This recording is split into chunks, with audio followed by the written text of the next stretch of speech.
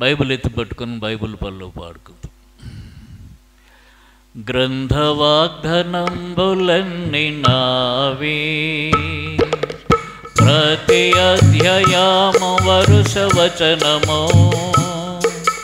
తన దివ్య ప్రేమ వాగ్దనంబులు. గ్రంథవాగ్దనంబులన్నీ నావే. Every promise in the book is mine. Every chapter, every verse, every love, all the blessings of His love divine. Every chapter is mine.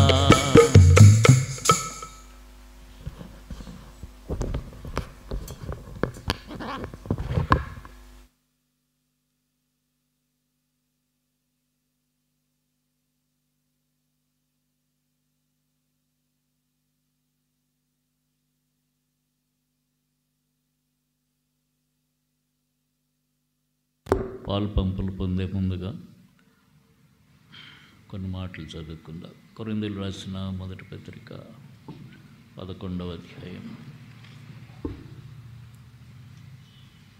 28వ వచనం. కొరింథీయులకు రాసిన మొదటి పత్రిక 11వ అధ్యాయం 28వ వచనం కలిసి చదువుకుందాం. లేదా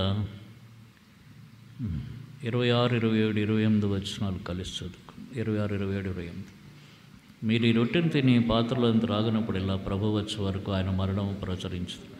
కాబట్టి ఎవడు అయోగ్యంగా ప్రభు యొక్క రొట్టెను తిననో లేక ఆయన పాత్రలను త్రాగనో వాడు ప్రభు యొక్క శరీరంను గురించి రక్తమును గురించి అపరాధయగును. కాబట్టి ప్రతి మనుషుడు తను తాను పరీక్షించుకున్నాను. అలా చేసి ఆ రొట్టెను తిని ఆ పాత్రలో నుండి త్రాగవలను. అలాగనే రోమీయులకు రాసిన పత్రిక 8వ అధ్యాయం, రోమీయులకు రాసిన పత్రిక 8వ అధ్యాయం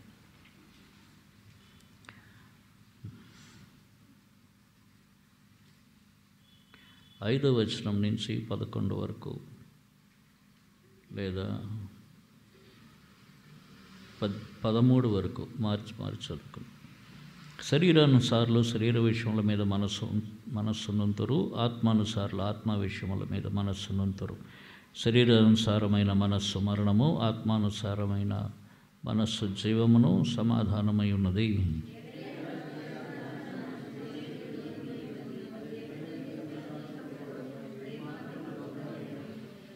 కాగా శరీర స్వభావం గలవారు దేవుని సంతోషపరచనేరరు.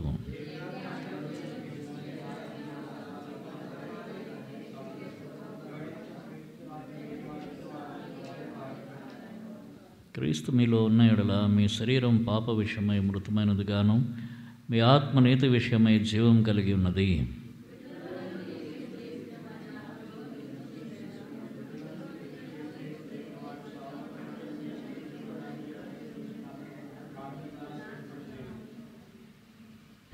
కాబట్టి సహోదరులారా, శరీరానుసారంగా ప్రవర్తించడానికి మనం శరీరమునకు రుణస్థలము కాము. మీరు శరీరానుసారం ప్రవర్తించినట్టు చావలసిన కానీ ఆత్మచేత శరీర క్రియలు చంపిన అలా జీవించదు. ఆత్మచేత శారీర క్రియలు చంపిన ఎడలా జీవించదరు. ప్రార్థన చేసుకున్నాను. ప్రేమ కలిగిన తండ్రి, మీ పరిశుద్ధ నామానికి స్తోత్రాలు. యేసు ప్రభు వందనములైనా స్తుతులర్పిస్తున్నాం. ఘనత మహిమ ప్రభావాలు మీకు ఆరోపిస్తున్నాం తండ్రి. సాగిలు పడుతున్నాము. ఆత్మతో సత్యంతో మిమ్మల్ని ఆరాధించుకోవటానికి కృపనిచ్చారు. వందనాలు తండ్రి. యోగ్యమైన రీతిలో మీ బలలో చేయముంచినట్లు సహాయం చేయండి. చదువుకున్న లేఖన భాగంలో మా గమనంలో బోధించండి. నిలబడిన మీ దాసును కొలతైన ఆత్మతో నింపండి. బలపరచు వాడుకొని పొందండి. శత్రు కార్యంలో అయిపోవచ్చు. నిలబట్టు మాట్లాడుతూ మీ దాసుని శక్తి దయచేయండి, సహాయం చేయండి. యేసుక్రీస్తు వారి పరిశుద్ధ నామంలో ప్రార్థిస్తున్నాం తండ్రి, ఆమేన్. ఆత్మచేత శరీర క్రియలు చంపిన ఎడల మీరు జీవించెదరు. కనుక మనము క్రీస్తులో జీవించుచున్నాము. 6వ అధ్యాయంలో చూడండి, రోమీయులకు రాసిన పత్రిక 6వ అధ్యాయం 11వ వచనం చదవండి.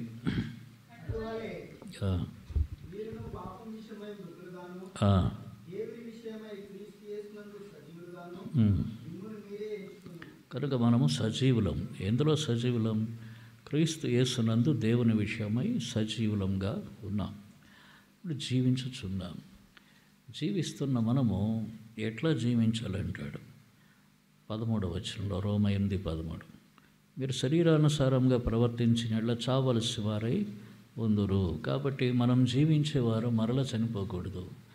అంటే శరీరానుసారమైన ప్రవర్తన మరణాన్ని తీసుకుని వస్తుంది. ఏ మరణము? ఆత్మీయమైన మరణాన్ని తీసుకుని వస్తుంది. కాబట్టి మీరు శరీరానుసారం ప్రవర్తించినట్లు చావలసిన వారు ఉందరు, కానీ ఆత్మ చేత శారీరక క్రియలు చంపిన ఎడల జీవించుతారు. కాబట్టి దేవుని యందు ఎట్లా జీవిస్తామంట? ఎల్లప్పుడూ ఆత్మ చేత శరీర క్రియలు చంపుతూ ఉండాలి. అప్పుడే జీవిస్తాం. లేకపోతే శరీరం ఆత్మను చంపేస్తుంది, అంతే. ఆత్మీయంగా చనిపోయిన వారం అవుతాం. కనుక మనం జీవించిన వారు ఇక్కడ ఒక పోరాటం ఉంది. ఆత్మ చేత శరీర క్రియలు ఏం చేయాలట? చంపాలి. చంపడం అంటే ఏంటి? చంపాలంటే ఏదో ఒకటి కత్తితో సుత్తో ఏదో ఒకటి కొట్టడమో పొడవటమో ఏదో ఒకటి చెయ్యాలి కదా. అంటే పోరాటం ఉంది అక్కడ. దాని అర్థం అది పోరాటం. శరీరానికి ఆత్మకు పోరాటం ఉంది.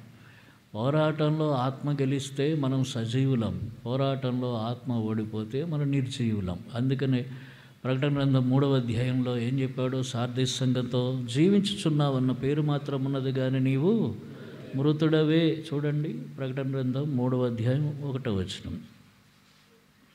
ప్రకటన 3:1 కలిసి చదువుకుందాం. సార్దీసులో ఉన్న సంఘపు దూతకి ఇలా వ్రాయం, 7 నక్షత్రములు దేవుని 7 ఆత్మలు గలవాడు చెప్పు సంగతులు ఏమనగా, నీ క్రియలను నేను ఎరుగుదును. ఏలమనగా జీవించున్నావన్న పేరు మాత్రం ఉన్నది కానీ నీవు మృతుడవే. నువ్వు మృతుడవు. ఎందుకంటే నీ క్రియలన్నీ చచ్చిపోయాయి. శరీరము ఆత్మను చంపేసింది. శరీర క్రియలే కనిపిస్తున్నాయి, ఆత్మ సంబంధమైన క్రియలు కనబట్టలేదు. నువ్వు మృతుడవు. అయితే మనం జీవిస్తున్న వారంగా ఉండాలి. ఇది దేవుని యొక్క ఉద్దేశం. జీవిస్తున్న వారే ప్రభువుని ఎదుర్కొంటారు. చనిపోయిన వాడు ఎట్లా ఎదుర్కొంటాడు?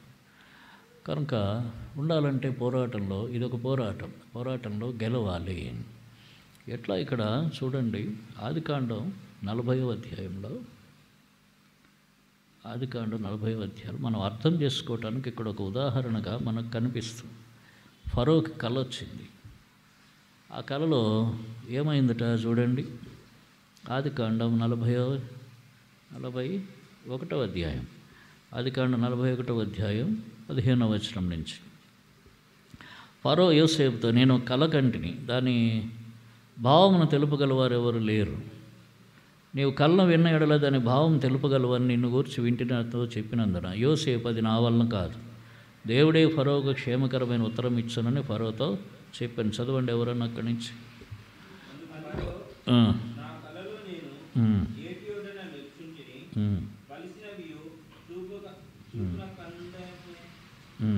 అందమైనవియు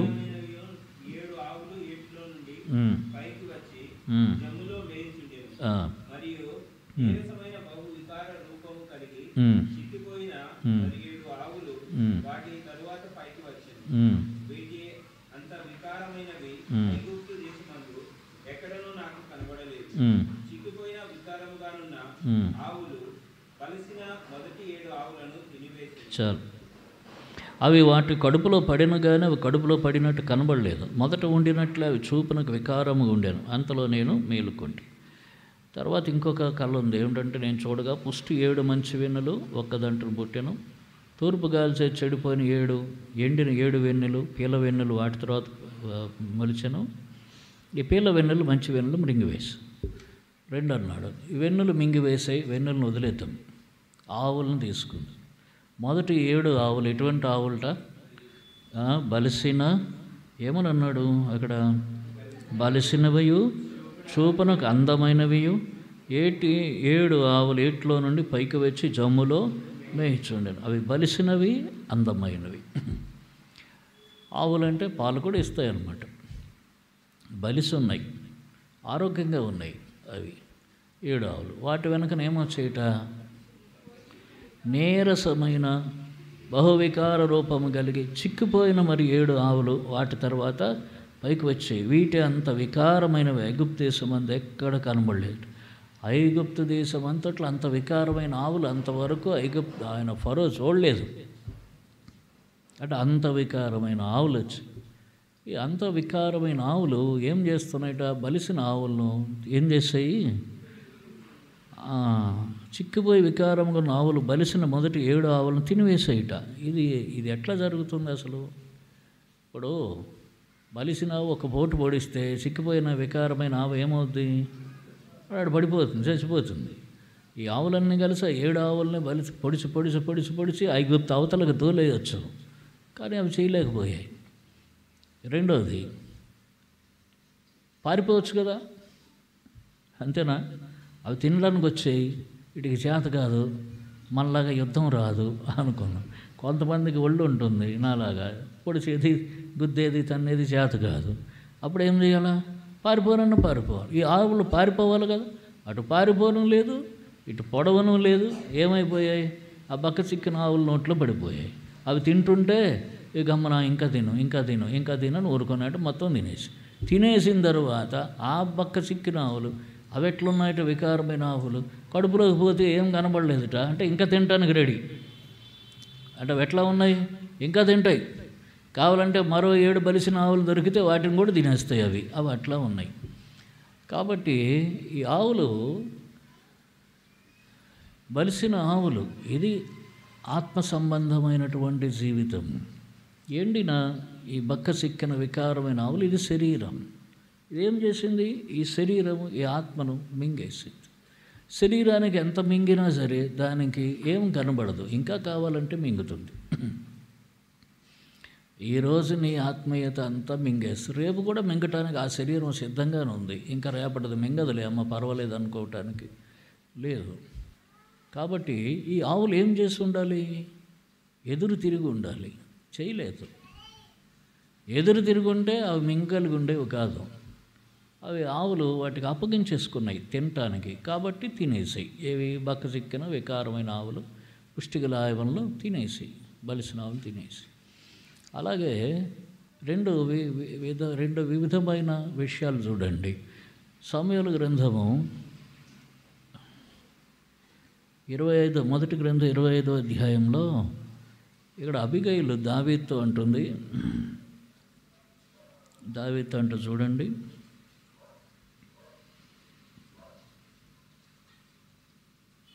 28వ వచనం, 25 నీ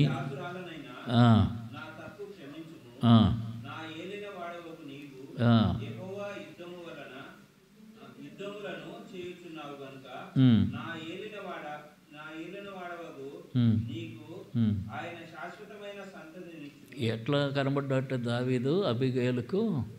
యెహోవా యుద్ధములు చేస్తున్న వాడిలా కనబడ్డాడు. అంటే యెహోవా సైనికుడు లేదా సైన్యాధిపతిలా కనబడ్డాడు దావీదు అబిగయలకు. అంటే ఎంత మంచి సాక్ష్యం దావీదుది, ఎంత మంచి ఆత్మీయ జీవితం అక్కడ కనిపిస్తుందో చూడండి.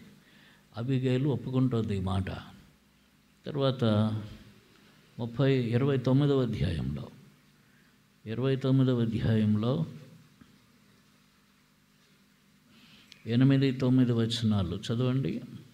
దావీదు, నేనేమి చేసి తిని, నా ఏలినవాడవగు రాజా, నీ శత్రువులతో యుద్ధము చేయుటకై నేను రాకున్నట్లు నీ యొద్దకు వచ్చిన దినము నుండి నేటి వరకు నీ దాసుడనైన నా యందు తప్పేమి కనబడినని ఆకీషును అడిగాను. అందుకు ఆకీషు, దైవదూత వలె నీవు నా దృష్టికి కనబడుచున్నావని నేను ఎరుగుదును. కానీ చాలు. ఎట్లా కనిపిస్తున్నట్టు దావీదు ఆకీషురాజు దృష్టికి దేవుని దూతలా కనబడుతుంది. ఆమంటోంది దేవుని సైన్యంలో ఒకడు లేదా సైన్యాధిపతి అన్నట్టు చెప్తోంది. యెహోవా యుద్ధాలు చేస్తున్నావు. ఈయన స్వయంగా అంటున్నాడు ఆకీషురాజు, ఆమెమో ఇశ్రాయేలు, అబిగయలు ఇశ్రాయేలురాలు, ఈయనేమో ఫిలిస్తీన్ల రాజు. ఈయన అంటాడు, అయ్యా నువ్వు దేవుని దూతవయ్యా అంటాడు. అంటే దావీదు ఎట్లా కనిపిస్తున్నాడు, ఆయన సాక్ష్యం ఎట్లా ఉంది, ఆయన ఆత్మీయత. అలాంటిది ఇప్పుడు సమూయేలు 2వ గ్రంథం 12వ అధ్యాయంలో 7వ వచనం, కలిసి చదువుకుందాం. సమూయేలు 2వ గ్రంథం 12వ అధ్యాయం 7, 8, 9, 10 వచనాలు, 9 వచనాలు, 7, 8, 9 కలిసి చదువుకుందాం.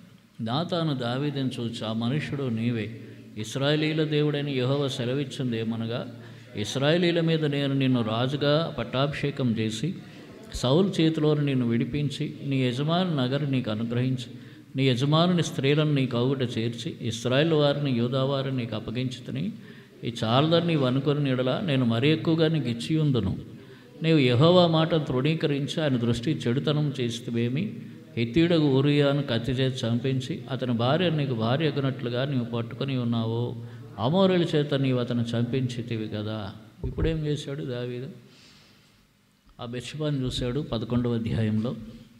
చూసి తప్పు చేశాడు, పాపం చేశాడు. పాపం చేసి ఇంకా కప్పుకోవడానికి ప్రయత్నాలు చేశాడు, కుదరలేదు.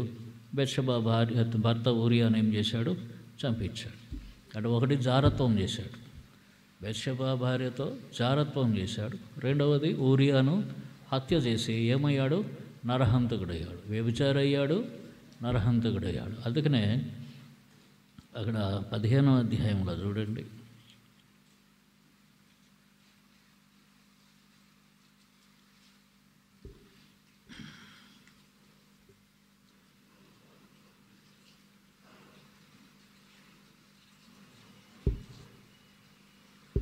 పదహారవ అధ్యాయము షిమ్మి అనేవాడు దావీదును ఏమంటున్నాడు చూడండి. 16వ అధ్యాయం 7వ వచనం, 2 సమూయేలు. ఈ షిమ్మి నరహంతకుడా, దుర్మార్గుడా, చీపో ఎందుకు అనిపించుకున్నాడు? నరహంతకుడు, దుర్మార్గుడు చేశాడు ఆ పనులు. ఎందుకు? ఆ బెత్షెబా కనబడగానే ఆ శరీర సంబంధమైనటువంటి ఏదైతే ఆ బలహీనత కోరిక ఆయనలో ఎప్పటి నుంచో ఎప్పుడుందో అది దాన్ని జయించలేక ఏమైపోయింది? పడిపోయాడు. ఆ కోరిక అనేది బక్కసిక్కినావు. ఇప్పుడు ఈయన సాక్ష్యం ఏమిటి? దేవుని దూత. ఫిలిష్తీయుల రాజు ఏమన్నాడు? దేవుని దూతలాగున్నావు. అబిగైల్ ఏమంది? యెహోవా యుద్ధాలు నువ్వు చేస్తున్నావు అంటే ఒక సైన్యాధిపతి, యెహోవా సైన్యాధిపతి లాగున్నావు అంటే దేవుని దూత. అలాగున్నవాడు ఏమైపోయాడు? ఆ శరీర సంబంధమైన కోరికకు ఏమయ్యాడు? ఓడిపోయాడు. ఇప్పుడు ఆ శరీర సంబంధమైన కోరిక దావీదుని ఏం చేసింది? పూర్తిగా మింగేసి ఇంకా మింగటానికి కావలసినంత మిగిలిపోయింది. ఇది బక్క సిక్కినావు బలిసినావుని తినేయటం, తినేసింది. ఇప్పుడు లోకం ఎదుట దోషిగా నిలబడ్డాడు. దేవుని ఎదుట దోషి అయిపోయాడు, లోకం ఎదుట దోషి అయిపోయాడు. కనుక జయించి ఉండాల్సింది దావీదు, ప్రయత్నం చేయలేదు. అదే యోసేపు అయితే ఏం చేశాడు? ఆ పొతేఫరు భార్య దగ్గర నుంచి ఏం చేశాడట? పారిపోయాడు. అంటే ఇందాక చెప్పుకున్నాం, 2 చెయ్యొచ్చు బలిసిన ఆవులు. అయితే ఏం చేయొచ్చు? పొడి చేయొచ్చు, పొడిచి గెలవచ్చు, లేదంటే పారిపోవాలి, అంతే. ఇప్పుడు అక్కడ పొడిచి గెలవటానికి ఆయనకు అవకాశం లేదు. పొతేఫరు భార్యను చంపేశాడు అనుకో, అది కేసు, ఇంకా నెవర్ ఎండింగ్ కేసు. వీడిని కూడా చంపేస్తారు, ఉరి తీసేస్తారు. కాబట్టి ఆ పని చేయలేడు. అందుకని ఏం చేశాడు? పారిపోయాడు, గెలిచాడు. ఓడిపోయినట్టు కనిపించి గెలిచాడు. ఆ బక్క సిక్కిన ఆవు దగ్గర నుంచి పారిపోయాడు, తన శరీరం నుంచి దూరంగా పారిపోయాడు. చూడండి తిమోతికి రాసిన పత్రిక,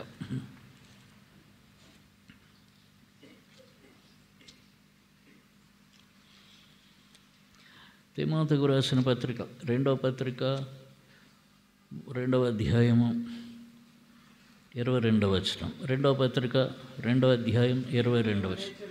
నీవు యౌవనేచ్ఛల నుండి పారిపొమ్ము, అంతే. ఏముంది కిందని? విడిచి పారిపొమ్ము అనుంది, చాలు. కాబట్టి అయితే జయించు, లేకపోతే ఏం చేయాలి? అక్కడి నుంచి పారిపో, అంతే. దాని నుంచి పారిపో, అప్పుడు నీ ఆత్మ జీవిస్తుంది, లేకపోతే నీ ఆత్మ క్షీణిస్తుంది. బక్క సిక్కిన ఆవులు బలిసిన ఆవులు తినేయకూడదు. తినేస్తే అది చాలా ప్రమాదం. సంపాదించుకున్నదంతా పోతుంది, సంపాదించుకున్న ఆత్మీయత పోతుంది, సంపాదించుకున్న విశ్వాసం, నిరీక్షణ, ప్రేమ పోతాయి, సంపాదించుకున్న రక్షణ కూడా పోవచ్చు. కనుక రెసిస్ట్ చేయాలి అంటే దాన్ని తినేవ్వకుండా ఆపాలి. ఆపాలనంటే అయితే యుద్ధం చేయాలి. యుద్ధం చేస్తే అక్కడ ఏమన్నాడు? ఆత్మచేత శారీర క్రియలను చంపిన యెడల. గలతీయులకు రాసిన పత్రిక 5వ అధ్యాయంలో అక్కడ రెండూ చెప్పాడు. ఆత్మఫలం చెప్పాడు, శరీర క్రియలు చెప్పాడు. కాబట్టి శరీర క్రియలు ఆత్మఫలాన్ని హరించి వేస్తాయి. పైన 17వ వచనంలో అంటాడు, శరీరం ఆత్మకు, ఆత్మ శరీరమునకు విరోధంగా అపేక్షించును. ఇవి ఒకదాన్నొకటి వ్యతిరేకంగా ఉన్నవి కనుక మీరేవి నిశ్చయించరో వాటిని చేయకుందరు. ఏవి శరీరం ఆత్మకు, ఆత్మ శరీరం ఒకదానికొకటి వ్యతిరేకంగా ఉన్నాయి. శరీర క్రియలు ఏమిటి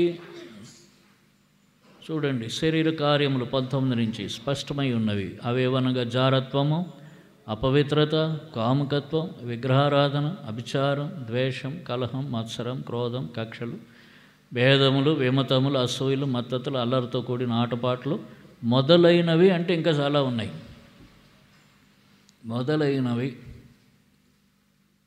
అనవసరంగా నిద్రపోవటం కూడా శరీర కార్యమే. సోమరితనం. ఇప్పుడు సోమరితనం ఏం చేస్తుంది? ప్రార్థన చేసే సమయాన్ని ఏం చేస్తుంది?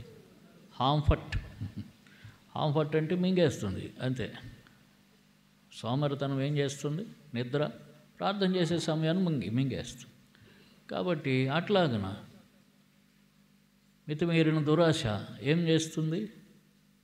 విశ్వాసాన్ని పాడు చేస్తుంది. ఇలాగని ఇక్కడ శరీర కార్యాలన్నీ కింద ఉన్న ఆత్మకార్యాలను పాడు చేస్తాయి. ఆత్మఫలం ఏమనగా ప్రేమ, సంతోషం, సమాధానం, దీర్ఘశాంతం, దయాళుత్వం, మంచితనం, విశ్వాసం, సాత్వికం, ఆశానిగ్రహం. ఆ పైన ఉన్నవి ఈ కింద వాటిని పాడు చేస్తాయి, లేకుండా చేస్తాయి. ఎందుకు? పైన చూడండి, క్రోధము, కక్షలు, మత్సరములు, కలహములు, ద్వేషములు ఇవన్నీ ఉన్నాయనుకోండి. ప్రేమ ఉంటుందా? సమాధానం ఉంటుందా? ఉండదు. అర్థమైందా? అయితే అదన్నా ఉండాలా, లేకపోతే ఇదన్నా ఉండాలి. అయితే ద్వేషం అన్న ఉంటుంది, లేకపోతే ప్రేమ అన్న ఉంటుంది. రెండు కలిసి ఎక్కడ ఉంటాయి? రెండు ఒక ఇంట్లో ఉండవు. కాబట్టి ద్వేషం అనేది బక్కచిక్కిన ఆవు, ప్రేమ అనేది బలమైన పుష్టిగల ఆవు. ఈ ద్వేషం అనేది బక్కచిక్కిన ఆవు, ప్రేమ అనే బలమైన ఆవును ఏం చేస్తుంది? ఫుల్ మింగేసి ఇంకా నేనున్నానంటుంది అంతే. కాబట్టి ఇవన్నీ ఈ శరీర కార్యాలు ఏవైతే ఉన్నాయో లక్షణాలు, ఆత్మఫలాలను తినేయకుండా ఏం చేయాలి? రెసిస్ట్ చేసుకోవాలి, ఎదిరించాలి, జాగ్రత్త పడాలి. లేకపోతే చివరికి 0 మిగులుతుంది. ఆత్మఫలాలు ఏముండవు. కనుక ఆత్మీయ జీవితంలో శరీరమే విజయం పొందుతుంది. అన్ని విజయాలు పొందినవాడు దావీదు. నీవు యెహోవా యుద్ధములు చేస్తున్నావు అంటే ఆ యుద్ధాల్లో విజయం పొందాడు. ఫిలిస్తీన్లు ఎన్నిసార్లైనా కోసకోత కోసాడు. ఆ తర్వాత మోయాబు, అమోరీయులు చూడండి. 108వ కీర్తన ఒక్కసారి.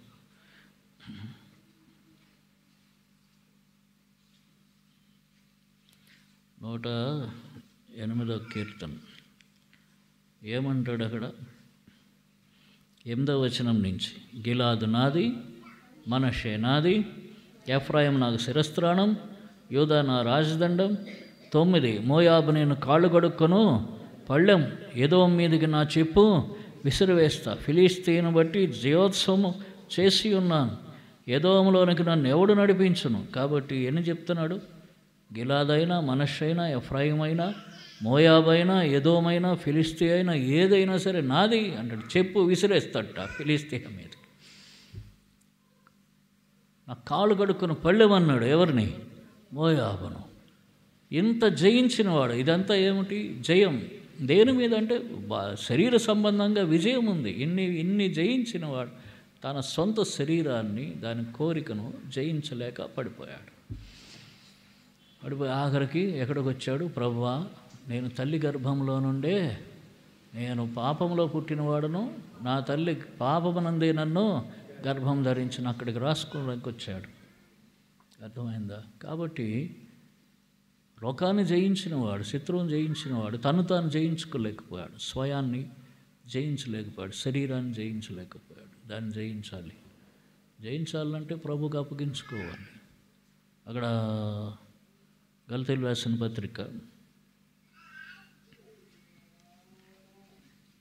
5వ అధ్యాయం 23-24 వచనాలు ఇట్టి వాటికి కలిసి చదువుకున్నాం. ఇటు వాటికి విరోధమైన నియమం ఏదీ లేదు. క్రీస్తు యేసు సంబంధుల శరీరమును దాని ఇచ్చలతోనూ దురాశలతోనూ సిలువేసి. కాబట్టి ఆ శరీరాన్ని సిలువేయగలిగితేనే తప్ప ఆత్మకు విజయం ఉండదు. మీరు ఆత్మ చేత శారీరక క్రియలు చంపితే జీవించువారై ఉన్నారు, లేకపోతే ఏమవుతారు? మరణించిన వారై ఉన్నారు. సాత్రి సంఘంతో చెప్తున్నాడు,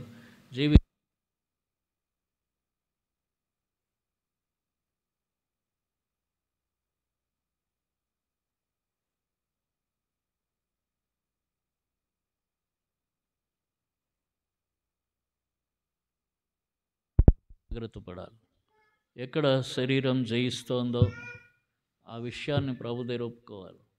ఎక్కడ బక్కచిక్కిన ఆవులు బలిసిన ఆవులు తినేస్తున్నాయి. మన జీవితంలో బక్కచిక్కిన ఆవులు అంటే అవి ఎవరు హర్షించేవి కాదు. తర్వాత వాటికి గౌరవం లేదు, ఘనత లేదు అని అర్థం. అందం లేవుట, వికారంగా ఉన్నాయిట. అంటే మనం అటువంటి వాటిని పోషించకూడదు. ఎవడైనా ఒక వికారమైన ఆవుల్ని ఒక 10 తీసుకొచ్చి పెంచుకోడు, దేనికి ఉపయోగపడవు అవి. కాబట్టి అటువంటి వాటిని మనం ఘనపరచకూడదు, పోషించకూడదు. అంటే అవి మన శరీర కార్యాలు, వాటిని బట్టి అతిశయించకూడదు, వాటిని బట్టి మనం వాటిని ఘనపరచకూడదు, వాటిని పెంచకూడదు. ఒక ఆయన చెప్పేవాడు ఏమంటాడంటే, ఆత్మ గొర్రెపిల్ల అయితే శరీరం పందిట. ఈ రెండు కలిపి కట్టేస్తే పంది గెలుస్తుందా, గొర్రెపిల్ల గెలుస్తుంది. కాబట్టి ఈ పంది ఎక్కడికి తీసుకుపోతుంది? బురదలోకి తీసుకుపోతుంది. కాబట్టి ఇప్పుడు తిండి దేనికి పెట్టాలి? రెండు కలిపే కట్టారు. తిండి దేనికి పెట్టాలి? గొర్రెపిల్లకి తిండి పెట్టాలి, పందిని ఏం చేయాలి? ఎండగట్టాలి. అప్పుడు లాగలేదు. గంత రెండు కలిసే ఉన్నాయి. ఈ శరీరంలోనే ఆత్మ ఉన్నాడు. కాబట్టి ఈ శరీరాన్ని ఆత్మ జయించాలి అంటే ఆత్మకు తిండి పెట్టాలి, ఆత్మను బలపరుచుకోవాలి, శరీరాన్ని బలహీనపరుచుకోవాలి. అంటే శరీర కార్యాలను జరగకుండా వాటిని కొట్టివేస్తూ ఉండాలి. ఆ శారీర సంబంధమైన మనస్సు మరణము, ఆత్మానుసారమైన మనస్సు జీవమును సమాధానమై ఉన్నది. కాబట్టి ఆ మనస్సును శరీరానుసారంగా కాకుండా ఆత్మానుసారంగా తిప్పుకుంటూ ఉండాలి. ప్రయత్నం చేయాలి. ప్రయత్నం చేస్తే అది పోరాటం. పోరాటం అంటే యుద్ధం చెయ్యాలి. చేస్తుంటే ఒకసారి గెలుస్తావు, ఒకసారి ఓడుతావు, కానీ చివరి వరకు గెలిచి నిలబడే స్థితి కావాలి. కనుక అలాగన ప్రభు దగ్గర ఒక తీర్మానం, ఎక్కడ నీ జీవితంలో ఆ బక్క చిక్కిన ఆవు నిన్ను తినేస్తోంది, నీ ఆత్మీయ జీవితాన్ని పరీక్షించుకో. ఎవరికి వాళ్ళకే తెలుసు, ఒక్కొక్కరికి ఒక్కొక్కటి. అర్థమైందా? కనుక పరీక్షించుకొని కొన్నిసార్లు సమయం, మనకు సమయం ఉంది, 1 గంట సమయము. ఆ గంట సమయము కనుక మనమేమో యూట్యూబ్లు, సినిమాలు, చిత్తగింపులు అవి ఇవి అని పెట్టుకున్నామంటే ఆ బక్క చిక్కిన ఆవు అనమాట, అది తినేసింది. అదే ప్రార్థన చేసుకోగలిగో, వాక్యం చదువుకోగలిగితే బలమైన ఆవుకి మేత పెట్టినట్టు అవుతుంది. ఇట్లానే చిన్న చిన్న విషయాలు కూడా మనము వాటిని గుర్తించక తప్పిపోతున్నాం. కాబట్టి ప్రార్థన చేసుకుని ప్రభు దగ్గర ఎక్కడ ఓడిపోతున్నావో, ఆ బక్క చిక్కిన వికారమైన ఆవు నిన్ను తినేస్తున్నది. ఈ రూపం గుర్తుంచుకోండి, వికారమైన ఆవు నిన్ను తినేస్తున్నది. ఆ వికారమైన ఆవు ఏమిటి నీ జీవితంలో? దావీదు జీవితంలో వికారమైన ఆవు జారత్వం, కామకత్వం. వాడు ఆయన శరీర కోరిక, దాన్ని జయించలేకపోయాడు. కాబట్టి ఆ వికారమైన ఆవు నీ జీవితంలో ఏమిటి? ఒక్కొక్కరికి ఒక్కొక్క వికారమైన ఆవు ఉంటుంది, ఒక్కొక్కరికి 2-3 కూడా ఉంటాయి. దాన్ని ఎదురుగా పరీక్షించు. ప్రభు దాని మీద నాకు జయం అనుగ్రహించమని అడుగు. తప్పిపోతున్నాను ప్రభు, ఆ వికారమైన ఆవుకు నా జీవితాన్ని అప్పగిస్తున్నాను, నేను తప్పిపోతున్నాను, నన్ను క్షమించు ప్రభు అని అడుగు. అడిగి ప్రభు దగ్గర నీ పాపం ఒప్పుకొని, అపరాధాలు ఒప్పుకొని, క్షమాపణ కోరుకుని యోగ్యమైన రీతిలో ప్రభు బలలో పాలు పంపులు పొందుతాం. ప్రభు సాయం చేయను గాక. మోకరిల్లండి.